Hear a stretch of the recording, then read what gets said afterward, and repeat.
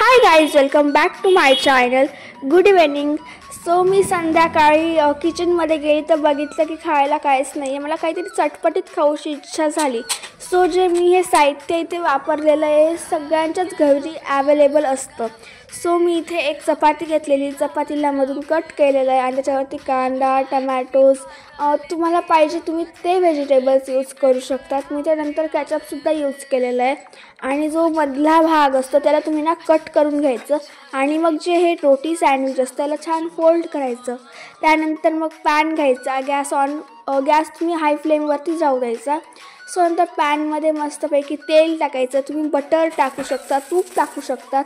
So मी ते तेलच टाकलेलं आहे आणि मस्तपैकी माझं सँडविच झालेलं होतं. मग त्याच्यासोबतच मी चहासुद्धा केला, कारण मी कॉफी पिते, पण मग मी कधी कधी खूप चहा पण पिते. खूप नाही, जास्त नॉर्मल, कारण मी जास्त साखर खात नाही. सो माझा इथे नाश्ता रेडी झालेला आहे आणि आज माझा बर्थडे पण होता. सो मी हा व्हिडिओ थोडा लेट पोस्ट करते कारण मला एडिट करायला थोडा वेळ लागतो.